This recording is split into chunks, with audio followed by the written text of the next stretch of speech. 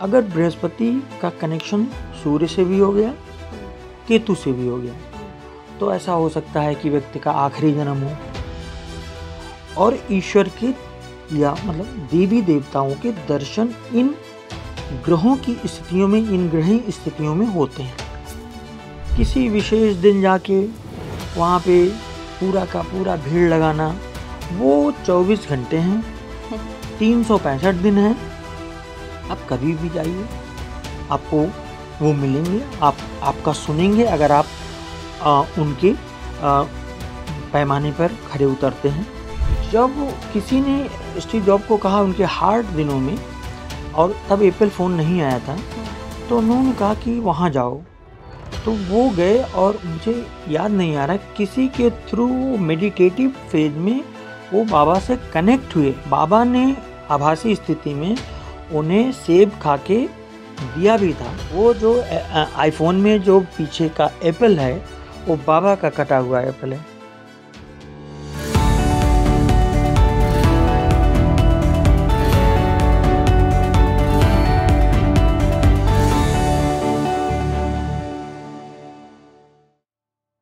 नमस्कार इंडिया, आप देख रहे हैं स्पीकिंग ट्री। मैं हूं आपके साथ हिला गोस्वामी। और देखिए, आज बहुत ही स्पेशल टॉपिक पर मैं पॉडकास्ट लेकर आई हूं। हमारा विषय होगा कि कुंडली में ऐसे कौन से ग्रह होते हैं जो कि व्यक्ति का डायरेक्ट डिवाइन से कनेक्शन दिखाते हैं कि कभी जीवन में उसको उस डिवाइन एनर्जी, उस ब्रह्मांडीय शक्ति से मदद मिलेगी, उसके ऊपर ईश्वर की कृपा है। साथ ही बात इस बात पर भी होगी कि क्या मनुष्य को कलयुग में ईश्वर के दर्शन हो सकते हैं। तो कौन कौन सी ऐसी कहानियां हैं जो बताती हैं, इस ओर इशारा करती हैं। मेरे साथ बहुत स्पेशल गेस्ट जुड़े हैं, बहुत ही famous astrologer Sushil Kumar Singh sir. बहुत बहुत स्वागत है सर। नमस्कार सर। ऑफ द कैमरा आपसे बात हो रही थी, आपने बहुत सारी कहानियां मुझे बताई जो कि आपको लोगों ने अपने एक्सपीरियंसेस बताए हैं कि लोगों को भगवान के दर्शन हुए हैं, उनको देवी देवताओं के हुए हैं, नदियों के भी दर्शन हुए हैं। इन सब पर आज बात करेंगे। साथ ही बात इस बात पर भी करेंगे, चूंकि आप इतने बड़े एक्सपर्ट हैं एस्ट्रोलॉजी के, नाड़ी ज्योतिष के,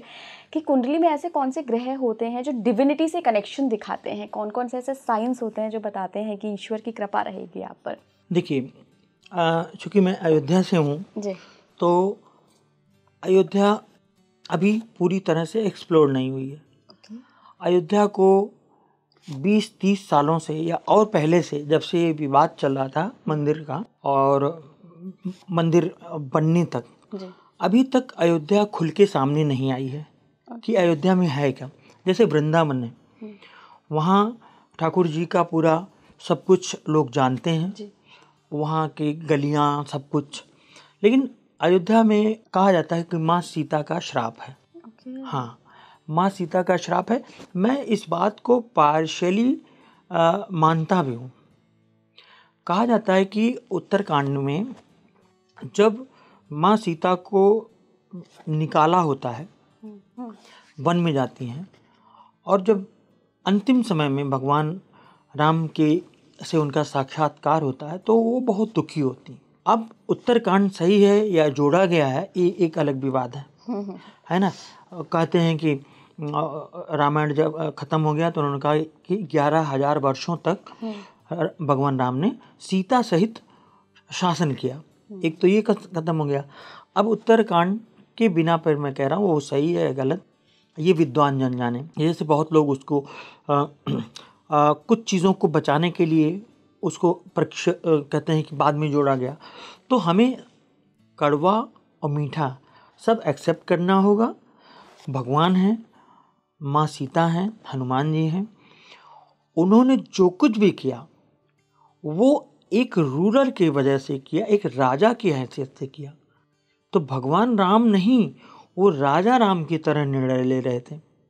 ऐसा कोई राजा नहीं हुआ है जो अपनी पत्नी की परीक्षा ले, ताकि प्रजा के अंदर एक बना रहे, एक अनुशासन बना रहे, उच्च चरित्र का वहाँ पे निर्माण हो, इसलिए उन्होंने किया।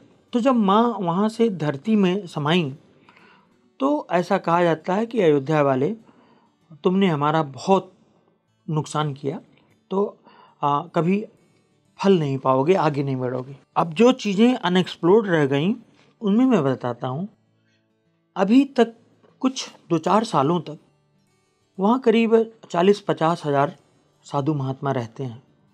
मैं सबको साधु ही मानता हूँ, मैं किसी की आलोचना नहीं करता, इसमें कुछ रखा नहीं है। जो गलत होगा उसको ही राम जानेंगे। कुछ लोगों को राम जी के नित्य दर्शन होते हैं, जो वृद्ध हैं अभी भी, उनको भगवान राम के दर्शन होते हैं, उनके बाल रूप के दर्शन होते हैं। और कुछ तो ऐसे भी महाभागी लोग रहे हैं जिन्होंने भगवान के साथ पीढ़े पे बैठ के चौके पे भोजन तक किया है। अब मैं उनका नाम नहीं लूँगा क्योंकि वो संत जो हैं राम जन्मभूमि आंदोलन से जुड़े हुए थे।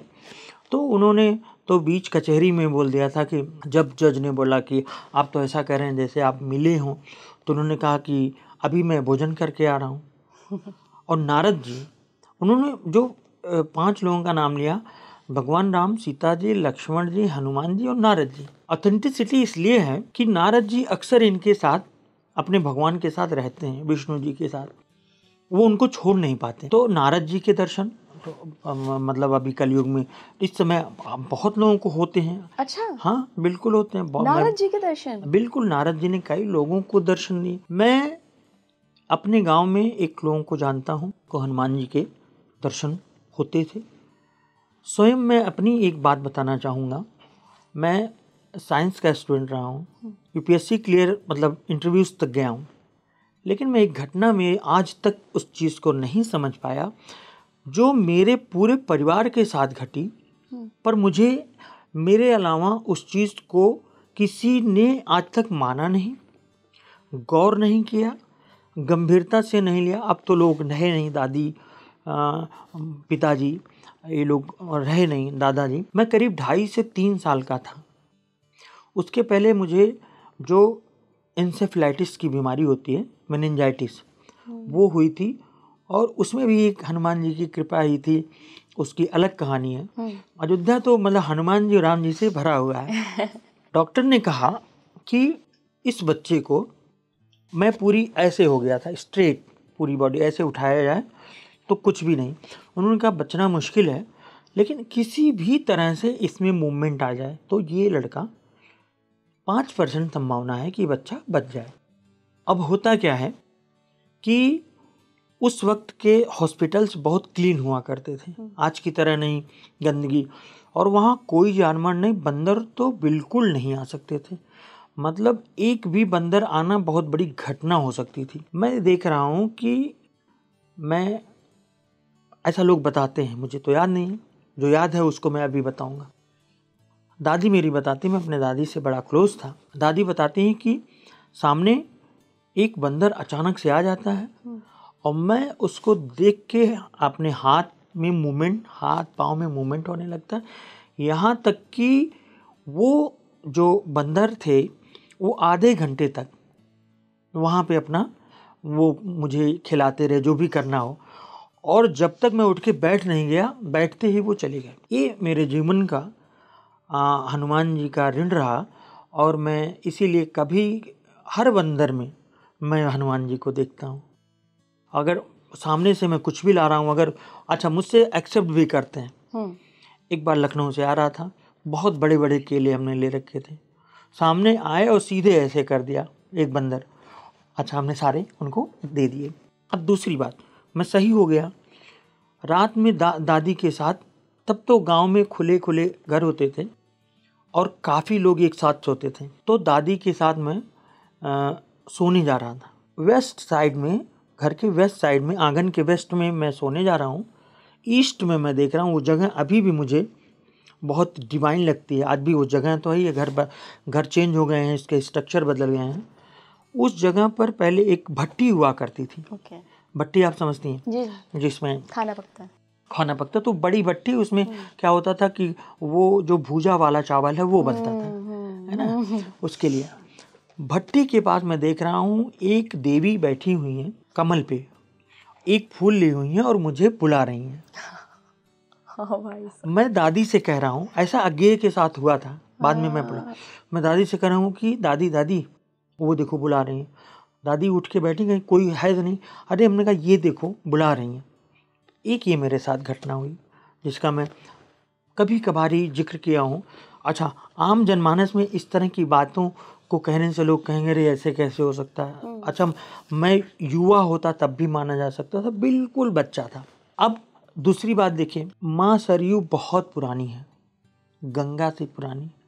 गंगा तो जो सरयू के पहरेदार लोग थे, जो सूर्यवंश के लोग, नायक लोग, उनमें भागीरथी जी लाए अपने पुरखों को तारने के लिए।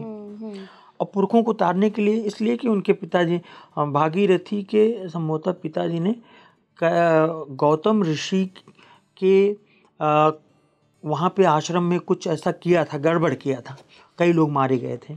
अच्छा हाँ, गौतम ऋषि के श्राप से इनके पुरखे मारे गए थे, तो गंगा को लाना था उनका वो करने के लिए, तर्पण करने के लिए। तो गंगा जी जो लाई गई वो एक साइंटिफिक प्रक्रिया के तहत हुआ।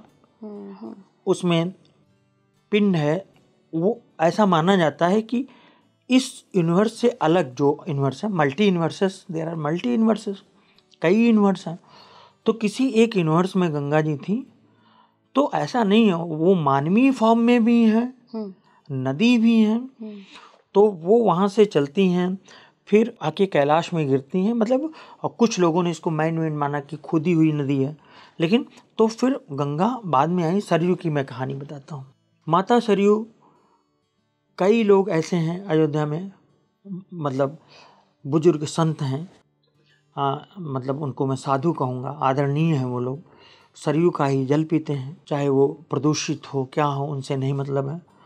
और वो शाम में एक यमुनाष्टक जैसे होता है, तो यमुनाष्टक में यमुना जी से जो लोग संबंध रखते हैं, जिनको यमुना जी दर्शन देती हैं स्त्री रूप में, उसी तरह सरयू ये स्त्री रूप में दर्शन देती हैं अयोध्या में संतों को। अब अयोध्या के ही 50% या 70% लोगों को ये बात नहीं मालूम है, क्योंकि उनको स्पिरिचुअलिटी से नहीं मतलब है। वो सुबह गए मंदिर में, दर्शन किए, टीका लगाए, प्रसाद लिए, चले आए, है ना। तो मैं तो दर्शन से परे जाके चीज़ों को देखने की कोशिश करता हूँ। इंद्र विजय बुक में, जैसे मधुसूदन ओझा जी की बुक में है कि हर पिंड का, हर वस्तु का एक मानवीय फॉर्म होता है। उसी तरह जैसे विष्णु जी हैं, तो विष्णु जी को मानव रूप में दिखाया गया है।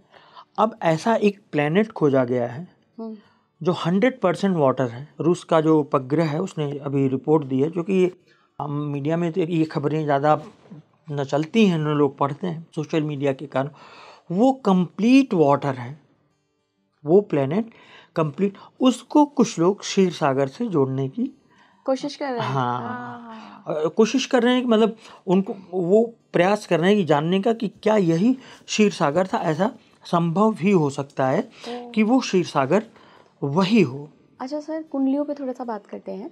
क्या कुंडली में ऐसा कुछ ग्रहों का कनेक्शन होता है, कोई ग्रहों की प्लेसमेंट होती है जो डिविनिटी से कनेक्शन दिखाती है? हाँ, देखिए, अब इसमें डिविनिटी की जब बात आई तो इसमें मैं पराशरी और वैदिक ज्योतिष को देखूंगा। इसमें एक लग्न कुंडली होती है, एक विषांश कुंडली होती है, एक चतुर्विषांश कुंडली, 20th division of the horoscope and 24th division of the horoscope. इन तीनों से हमें आध्यात्मिक लेवल का पता चलता है, है ना। अब 12वें में केतु हो, 12वां कई बार मोक्ष का माना जाता है। केतु को जैसे नाड़ी ज्योतिष हो गया, उसमें तो केतु विलन है। अच्छा। हाँ, कहीं भी कोई चीज़ खत्म करनी हो, केतु आ जाएगा।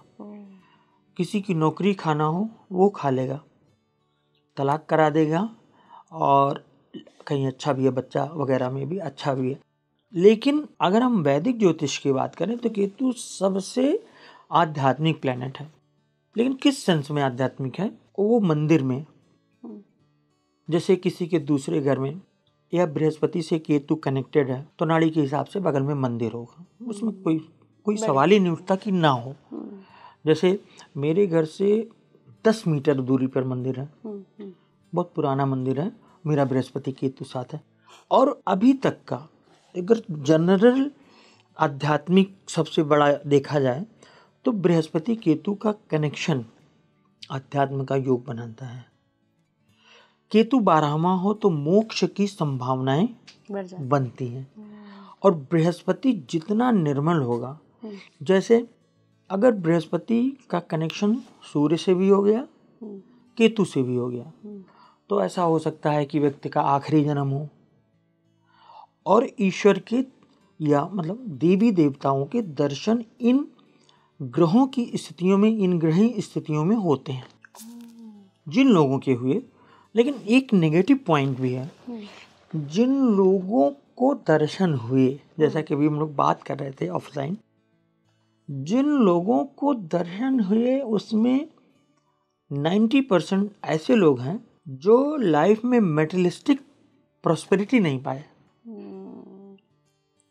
चाहे वो आगे बढ़ना ही ना चाहे हो, पर आगे नहीं बढ़े वो। जब ईश्वर को देख लिया सर, हाँ, तो फिर पैसा क्या चीज़ है। बिल्कुल, लेकिन ये आप हम कह रहे हैं ना, बाकी आज के ज़माने में एक तरफ आप देवता को रख दीजिए, अपने ईष्ट को, एक तरफ पैसे रख दीजिए, लोग वहाँ से छोड़ देंगे। तो जिनको भी दर्शन होते हैं, आज भी होते हैं, और आप कुछ नहीं, इसी पृथ्वी पर हिमालय का जो ज्ञान गंगा क्षेत्र है, ज्ञान गंगा, हाँ, ज्ञान गंगा नगर, ज्ञान नगर, ज्ञानगंज ऐसे कुछ बोलते हैं।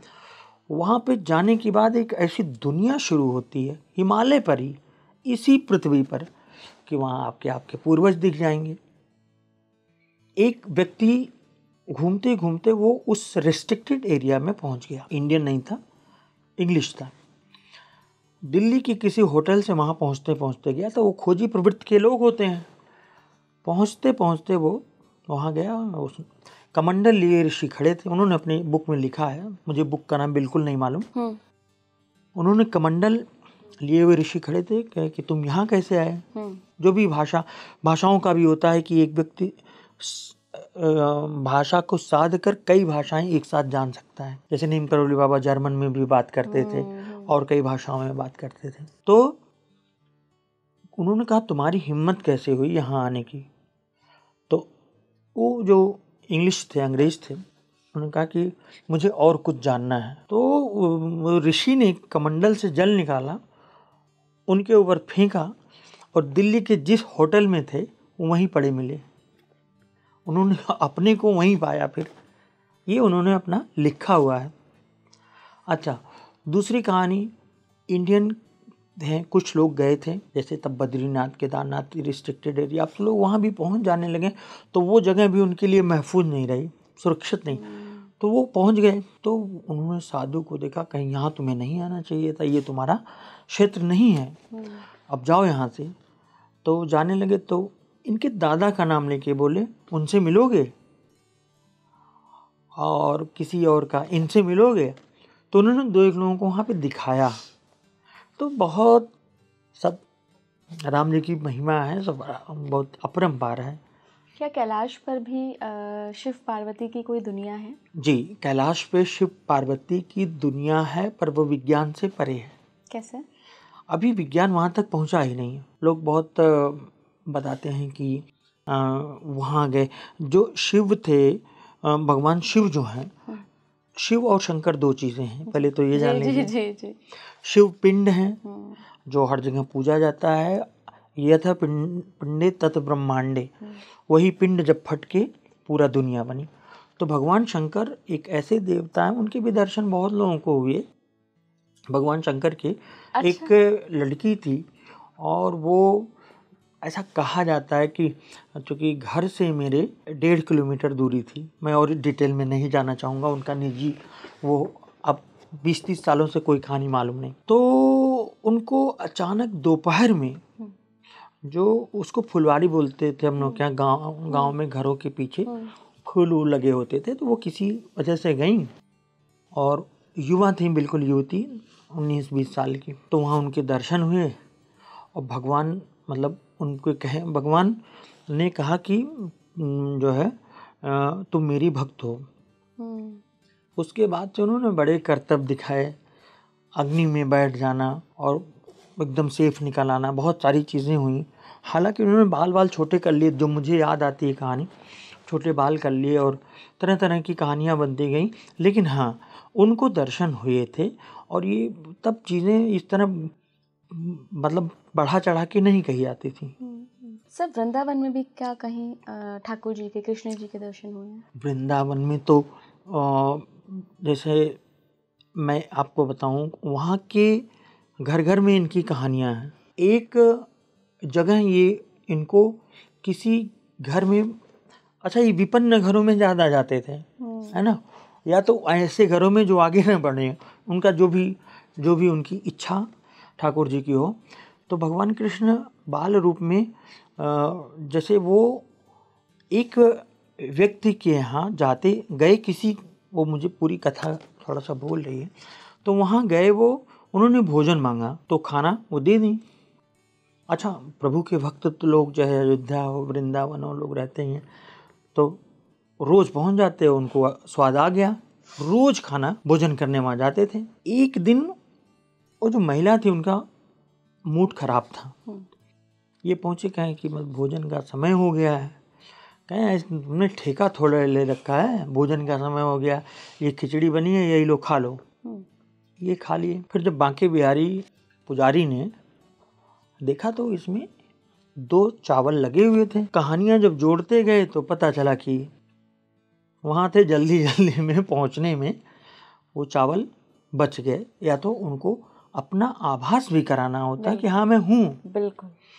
ऐसे ही एक लड्डू की कहानी आती है, एक हलवाई के लड्डू इनको पसंद आ गए तो ये बार बार लेके चले जाएं, वो भी उस मूर्ति में दिखा। तो जो वृंदावन जाते हैं लोग, इतने सारे लोग, मेरे गुरुजी भी वृंदावन के फ्रीक्वेंट विजिटर रहे हैं, भगवान कृष्ण के भक्त रहे हैं राव सर, तो कुछ तो है, ऐसे थोड़े ही आदमी जा रहा है। लेकिन अब आप ये कहिए, कुछ चीज़ों को मैं बुरा मानता हूँ, किसी विशेष दिन जाके वहाँ पे पूरा का पूरा भीड़ लगाना, वो 24 घंटे हैं, 365 दिन हैं, आप कभी भी जाइए, आपको वो मिलेंगे, आपका सुनेंगे, अगर आप उनके पैमाने पर खड़े उतरते हैं, उनको अगर लगता है कि आपकी मदद होनी है। जैसे नीम करोली बाबा है। हाँ जी। नीम करोली बाबा की स्थिति ये है कि मुझे नहीं लगता इस समय वो वहाँ पे होंगे। वहाँ पे लोगों ने मतलब हद कर दिया है। दर्शन आप इस तरह करिए कि मैं जा रहा हूँ तो और बाकी लोग भी दर्शन कर लें। अब लोग न्यू ईयर ईव पे जाते हैं, शाम को वहाँ गए, जल्दी जल्दी दर्शन किए और रात में पार्टी करते हैं नैनीताल में। तो आपको विश्वास नहीं होगा, जब पहली बार मैं नीम करोली बाबा गया तो मैं, मेरी पत्नी, मेरा बच्चा, तीसरा कोई नहीं था। सोचिए, ये मुश्किल से 5-6 साल पुरानी बात है। ये मतलब ये भीड़ अब बढ़ी है। हाँ सर, मतलब मैं पीलीभीत की हूँ और बिल्कुल पड़ोस में है नीम करोली बाबा का धाम। तो हमारे यहाँ से हम बचपन में हम बहुत बार जाते थे, हर महीने लगभग चले जाते थे। आज तक कभी भीड़ नहीं देखी है। मतलब हम इतने आराम से वहाँ बैठ के चैंटिंग करते थे। और अब आप चले जाइए, लास्ट मतलब 2-3 है कोविड के बाद से जो ट्रेंड चला है सोशल मीडिया पे नीम करोली बाबा को, वो जुकरबर्ग और इनके वजह से। हाँ राइट। जबकि ये जो स्टीव जॉब थे, स्टीव जॉब बाबा के रहते नहीं गए थे। उनको दर्शन नहीं हो पाए थे। नहीं, उनको दर्शन हुए। अच्छा। स्टीव जॉब की कहानी बहुत अलग है, बहुत डिफरेंट है। उनको शरीर में तो दर्शन नहीं हुए। नहीं, शरीर में दर्शन नहीं हुए। जब किसी ने स्टीव जॉब को कहा उनके हार्ट दिनों में, और तब एप्पल फ़ोन नहीं आया था, तो उन्होंने कहा कि वहाँ जाओ, तो वो गए। और मुझे याद नहीं आ रहा किसी के थ्रू मेडिटेटिव फेज में वो बाबा से कनेक्ट हुए। बाबा ने मतलब स्वप्न या आभासी स्थिति में उन्हें सेब खा के दिया भी था। अच्छा। है ना, प्रसाद दिया था, जो भी है वो। जो मैं कदाप ये मानने को तैयार नहीं हूँ कि ये झूठ है, वो जो आईफोन में जो पीछे का एप्पल है वो बाबा का कटा हुआ एप्पल है। बिल्कुल, मैं भी अपना फोन देखी है ना।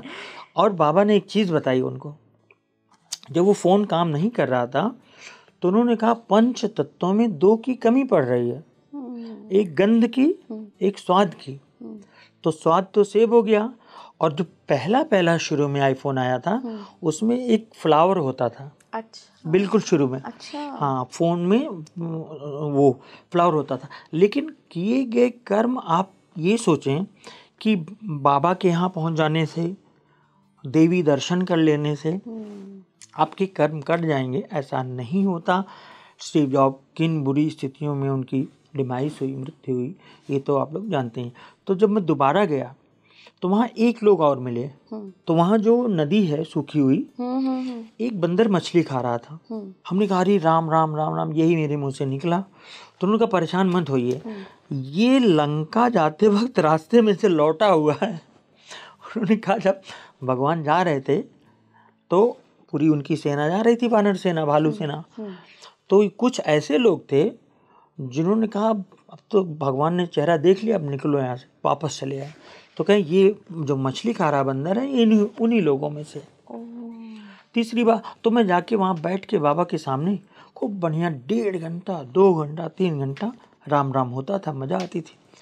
अब स्थिति ये है कि मैं 2 सालों से, हाँ 2020 या 22, 2 सालों से या 3 सालों से मैं भीड़ के कारण मैं नहीं जा पा रहा हूँ। सोच के डर जाता हूँ। जब मैं गया वहाँ बैठा, नहीं आप बैठ नहीं सकते। तो फिर मन में राम राम वो भी करते थे, हम भी करते हैं। सर बहुत बहुत धन्यवाद जुड़ने के लिए। वाकई आज इतनी सारी कहानियाँ पता चली। मैं इनको कहानी नहीं कहूँगी क्योंकि ऑब्वियसली आपने बिल्कुल फर्स्ट हैंड एक्सपीरियंस आज इस पॉडकास्ट में शेयर किए हैं। अगर आपको भी कभी ऐसे डिवाइन एनर्जी का फील हुआ हो या आपने कभी ऐसे महसूस किया हो तो हमें कमेंट बॉक्स में ज़रूर बताइए। जुड़े रहिए स्पीकिंग ट्री के साथ। नमस्कार।